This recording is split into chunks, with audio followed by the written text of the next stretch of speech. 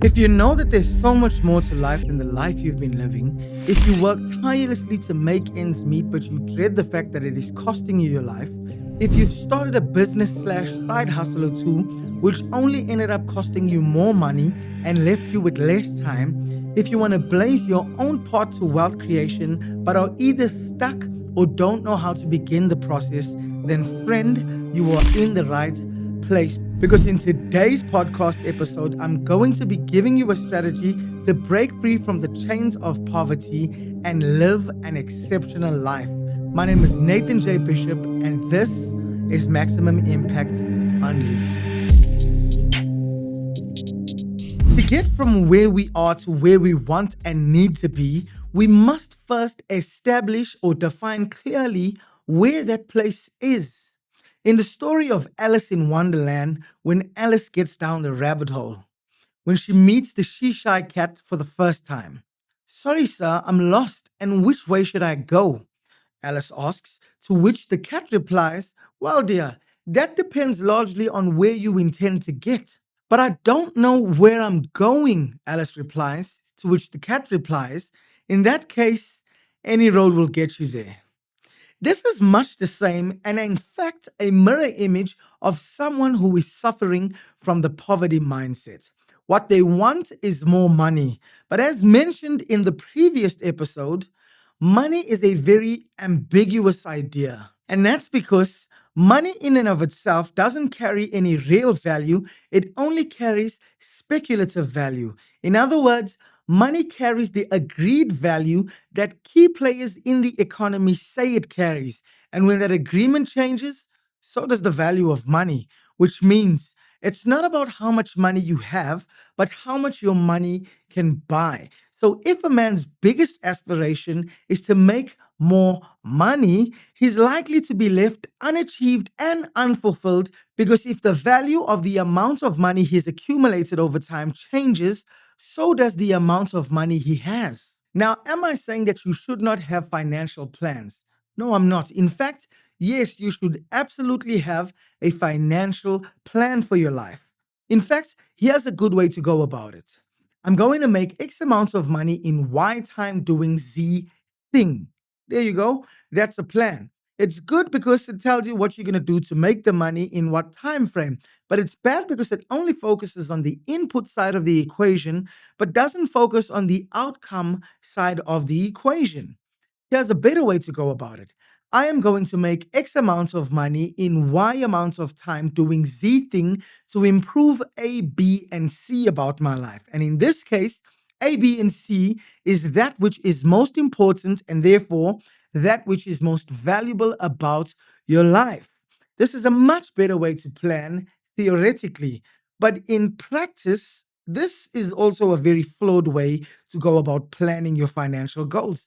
And here's why. Because it's never the case that you are going to use X amounts of money to improve A, B, and C about your life, but instead that you are going to sacrifice or give up A, B, and C, which is most important and most valuable to you, to make the X amount of money. Which means the real question to ask, or the most important thing to figure out, isn't how much money you should be making, but what is the ABC, or the most important thing about your life. Now, this is definitely a very subjective idea, and so I'm not going to answer the question for everybody else. I'm only going to answer it for myself. What is most important to me is time, and more specifically, how I allocate my time. For me, what's most important is spending quality time with those that I most love and spending time on improving both my physical and mental health. What is least important to me is money, and that is because money is both abundant and ever increasing, and an increase in the money supply results in a decrease in its value, meaning it can buy less, and that's because of inflation. So again, it's not about how much money you have, but how much money you can buy. Money carries speculative value. As I said, agreed value, the value agreed on by key players in the economy. With that in mind, if gaining an agreement with key players in the economy means losing the agreement I have with myself and my loved ones, then, friend, you can keep the money. Being wealthy isn't about gaining and spending a large amount of money. We can call that being rich. Being wealthy is being able to do what you want to do, where you want to do it, with whomever you want to do it with, without jeopardizing your livelihood. And the longer you can do that for, the wealthier you are. Now, here's a question that you and I need to answer if we are to become wealthy. What is most important to you? When you can do that, wherever you want to do it, with whomever you want to do it with, then and then only can you and I consider ourselves wealthy. What profit a man if he gain the whole world and he lose his soul? This is one of my favorite scriptures from the New Testament of the Bible, but I wish the scripture explored the outcome a lot more.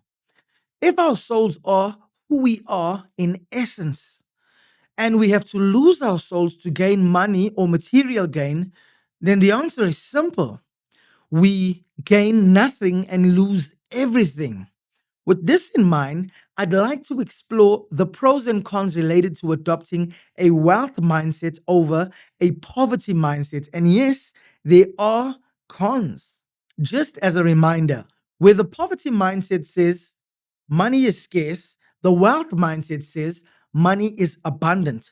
Where the poverty mindset says that time is abundant, the wealth mindset says time is scarce. And where the poverty mindset says because money is scarce and time is abundant, the best way to wealth creation is to trade your time for more money, the wealth mindset says because time is scarce and money is abundant, the best part to wealth creation is to trade your money, not just to make more money, but to free up more time for yourself. In life, all decisions come with an opportunity cost. And when it comes to wealth development and personal development, that opportunity cost is this. One, either you choose what you want now over what you want most, or two, you choose what you want most over what you want now. Let's explore the first, choosing what we want now over what we want most. This is more indicative of instant gratification. And as the name suggests, instant, you get the benefits up front now in the present, which is an obvious plus. Here's the negative. The reward is short term and often short lived. And the obvious downside is you have to move further away from what you most want if you have what you want now. Just think of it this way. If you both want to eat a chocolate right now, but you also want six-pack abs in the future, well, eating the chocolate means you are moving further and further away from ever having six-pack abs. Let's explore option two, choosing what we most want over what we want now. This is more indicative of delayed gratification. And as the name suggests, delayed, the reward is only realized later, sometimes much later into the future, which means while on your journey, all you will have is your self discipline. Yes, it is a long term reward, but its reward is also oftentimes long lasting. From an input point of view, this will look like living beneath your means so that you can use some of your money to work for you. Even if it is just a fraction, it will look like investing your time and money in cultivating high income and high value skills as opposed to working more to earn more to only spend more. This will also look like developing an appetite for risk, cultivating your ability to spot opportunities, and honing the ability to act in the here and now. From an outcome point of view, this looks like owning the corporate ladder others work so hard to climb.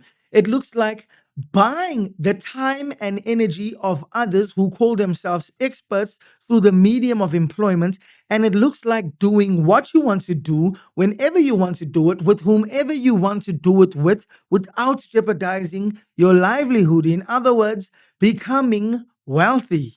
If, like me, you believe in something much greater than yourself, let's call it something God. And you also believe that we are created in the image or the likeness of God. And you also believe that God's plan for man is to be fruitful, multiply, have dominion over the earth, and subdue the earth. And even if you don't believe in God, this idea is still appealing. Though appealing, it's also uncomfortable. And here's why it's uncomfortable. Control and multiplication sounds like power, and most people associate power with absolute power. And we all know that absolute power corrupts absolutely, or so they say. But indulge me in a thought experiment. Imagine you're at sea on a boat, and the waters are so calm that there isn't a need for anyone, not a captain, not anyone, to man the rudder or the wheel of the ship. It's possible for life to have moments like this. It's even possible for life to have seasons like this. But it's unrealistic for you to expect that to last. Seasons have cycles, highs and lows, summer and winters, flows and ebbs, 7 years of plenty and 7 years of famine. Things will change. Economic cycles will boom and bust, and society will look to those who are capable of controlling multiplication, because you must understand, multiplication must be managed or controlled to compensate for or to accommodate the lean years of famine. And so when the rubber meets the road, society will look to those who are able, who are capable to man the ship and take all to safety. Being wealthy is like being a hero. It's not about having the right, it's about being responsible. The question is, are you responsible enough to become wealthy? My take, yes, you are. God gives bread to the eater and seed to the sower, because if he gives seed to the eater is likely to eat the seed and be left unsustained. But to the sower, God gives seed because he's willing to forego immediate gratification and sow the seed to reap a much greater harvest in the future. Let's dig a little deeper into this. While there is a definite improvement in going from eater to sower, it's important to note that all sowers aren't created equally. And what sets sowers apart from eaters is delayed gratification versus instant gratification. But here's a really important question. While it's obvious that delayed gratification is better than instant gratification, what's the benefits of delaying our delayed gratification? Or asked differently, what happens the longer we delay our gratification? Let's explore this idea by looking to the farming industry. When it comes to farming crops, there are two types of crops: quick yielding crops and slow yielding crops. Let's look at quick yielding crops. Like slow yielding crops, quick yielding crops require the right amount of soil, sunlight, and water and are affected by seasonality. But where they differ to slow yielding crops is the time and energy required to reap a harvest. Lettuce, cabbage, and certain types of beans are considered quick yielding crops. And after planting a lettuce seed, one can expect a harvest on the short end of weeks, on the long end, maybe months. There is definitely an aspect of delayed gratification here, and also a clear benefit in that what was once a lettuce seed is now a lettuce head, something that is much more sustainable for the farmer to consume. Yes, there is a benefit in the form of transformation, but what's missing is a multiplication reward or benefit. You see, because what was once the seed has now transformed into the product consumed, the lettuce head, the ratio here is 1:1, which means consumption creates lack. In other words, to get more lettuce seeds must be sown. And yes, while there is a transformation, there is no multiplication. And to go to wealth creation, you must leverage multiplication. Now, I'm not saying that you shouldn't have a quick yielding crop like strategy to wealth creation. I'm only pointing out the nature of nature. If you're looking for a very quick or fast transformation, then yes, you should absolutely go with a quick yielding crop like strategy to wealth creation. But if you want to leverage multiplication, then you need to do something else. Let's consider the second type of crop: slow yielding crops, e.g., apples. It's much the same process. You've got to expose the seed to the right amounts of soil, sunlight, and water. And they are also affected by seasonality. But the difference is after planting an apple seed, you can only expect to reap a harvest on the short scale, 3 years, on the long scale, 10 years. That is a decade of tending to the soil, fertilizing it, ensuring that the right amounts of sunlight hits the ground, defending against pesticides without any rewards. This is not for the faint of heart, but it comes with a reward in the form of both transformation and multiplication. Unlike the lettuce seed that is transformed into the lettuce head, the product consumed, the apple seed is transformed into the produce producing tree, which yields the product consumed. And in this case, that is the apple. Where one lettuce seed produces one lettuce head, a ratio of 1:1, one apple seed produces one apple tree, and one apple tree in its lifetime can produce hundreds of millions of apples. So ask yourself, do you want to be more busy than you are productive? If you want to be more productive than busy, then it might be in your best interest to go with a slow yielding crop like strategy to wealth creation, because you will get both a transformation and a multiplication reward. So, what is it you want? Now, I'm not sure what your life has been more representative of, the eater or the sower, but I can tell you that for a long time, I lived a life of the eater.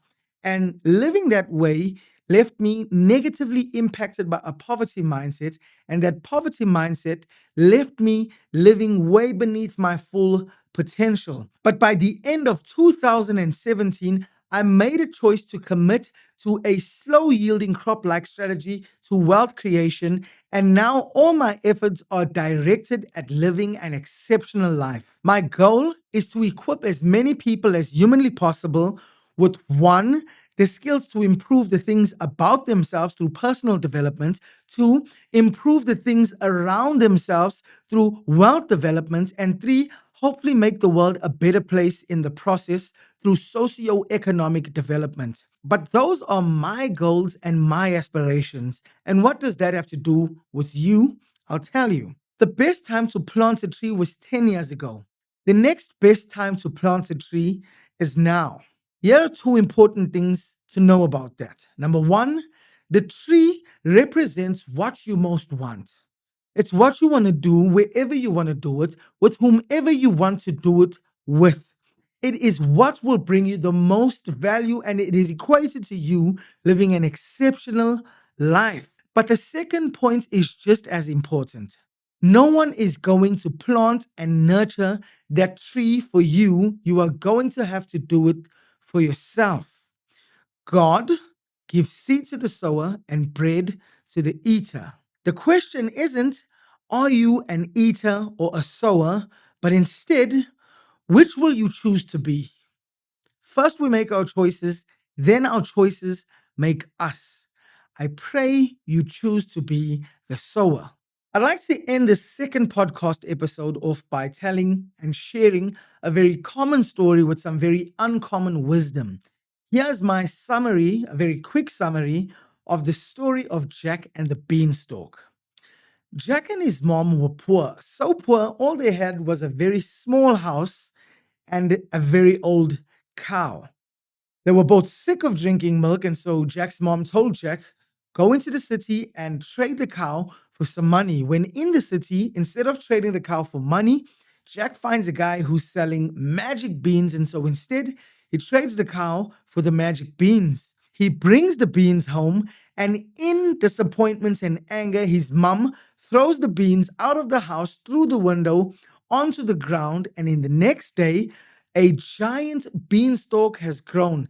Jack climbs the beanstalk, sees a castle, meets a giant, a very bad giant that both wants to kill him and eat him. He captures a goose that lays some golden eggs, escapes and conquers the giant, climbs down the stalk, chops it down, and Jack and his mom live happily and wealthily, if wealthily is even a word, but you know what I'm saying, ever after. Now, I can almost hear you saying, what? He ends this podcast off with telling us a story about Jack and the Beanstalk. Yes, because there's some lessons we can learn from that. In fact, there are three important lessons we can learn from Jack and the Beanstalk, and these are the three lessons we can learn. One, poverty isn't the problem, the poverty mindset is the problem. Two, if we're going to live an exceptional life, we are going to have to choose the extraordinary and unfamiliar over the ordinary and familiar. And three, on our path to wealth creation, we will face adversity. But if we stay true to the process, we will overcome. Let's explore the first lesson. In the beginning of the story, we find that Jack and his mom are so poor that all they have is a house and a cow. And so Jack's mom, who's sick of milk, says to Jack, go into the city and trade the cow for some money. But hang on, what do cows produce? Milk. And who pays money to buy milk? People. See, Jack and his mom didn't need a goose that laid some golden eggs because they did not lack access to abundance. What they lacked was awareness of the access to abundance they already had. Shout out to Myron Golden. I absolutely got that from him. You see, Jack and his mom saw the cow as good for consumption, but they did not see the cow as good for commerce. So here's my question to you. What do you lack? A lack of information in this information age where information is readily accessible at our fingertips online. We have no excuse saying we don't have access to information. What we lack is the awareness to the information we already have. And to that end, do you lack technological resources? NASA sent a man to the moon using 2% of the computing power than that which is in our smartphones today. They sent a man to the moon. What do you do with your phone? No, friend. We do not lack access to an abundance of resources for wealth creation. What we lack is the awareness of the access we have to abundance. And that is what we need to cultivate. And to cultivate that, we must break the poverty mindset. The second lesson, to live an exceptional life, we must choose the extraordinary and unfamiliar over the ordinary and familiar. See, Jack could have gone into the market and traded the cow for money. That's exactly what his mom asked him to do. But Jack, man, I can almost picture Jack. Jack wanted something more than different. He wanted something magical. And so when someone came across who said they're selling magic beans, where everybody else said, this is a scam, said, this is my way out. And so Jack made the trade. And if you do what you've always done, you'll get what you always got. What got you here will not get you there. You need to do something different if you're going to see things in a different way. Let's look at the third lesson we can learn. On our way to wealth creation, we will be met with adversity, but if we stay true to the process, we will overcome.